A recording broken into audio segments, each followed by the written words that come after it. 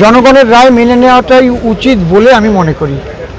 আমি অনেক কিছু আকাঙ্ক্ষা করতে পারি, কিন্তু এটা by the people, of the people, for the people, জনগণের দ্বারাই এটা হয়। এবং জনগণের রায়কে সব দিন আমি মাথা পেতে সবাইকে মেনে নেওয়ার জন্য এবং শান্তি রক্ষার জন্য আমি সবার কাছে প্রার্থনা করি।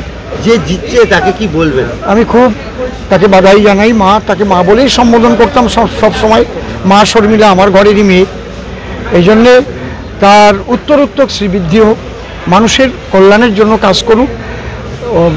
পূর্ব বর্ধমানে যেসব, যেমন কাটোয়াতে ব্রিজটা, কালনাতে ব্রিজ, বিভিন্ন সেচের যে অসুবিধাগুলো রয়েছে, তারপরে মেমারিতে আরও আছে, কাটোয়াতে যে রেল ব্রিজের উপরে ওভারব্রিজগুলো, এগুলো হলে, জনগণের কল্যাণ হলে আমি মাকে আরও ভালো বলবো। শুধু এই এলাকার সাথে সারা ভারতবর্ষের রেজাল্ট খারাপ হচ্ছে, বিজেপির কি ভাবছে?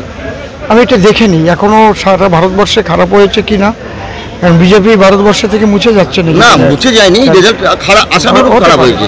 আশানুরূপ ভালো মন্দ হতে পারে বিভিন্ন ক্ষেত্রে, ঠিক আছে। ইতিমধ্যে দেখা যাচ্ছে বেশ কিছু জায়গায় উত্তেজনা ছড়াচ্ছে, কি বলবেন? কি বাংলায় উত্তেজনা ছড়ানো উচিত না বলে আমি মনে করি। কারণ কি, জনগণের রায় পেয়ে জয়লাভ করার পরে মনে হয় সবাইকে বুকে আঁকড়ে নিয়ে থাকা উচিত, এইটাই উচিত। কারণ তাই নাহলে মানুষের ভালোবাসা থেকে কিন্তু আবার বঞ্চিত হওয়ারও সম্ভাবনা থাকে। ভোট গণনা শেষ পর্যন্ত থাকবেন? অবশ্যই থাকবো। আমি এখন যে বাসগুলো সকালে আসেনি, আমি এবার বাস ঠিক করব এদের বাড়িতে পৌঁছে দেওয়ার জন্য।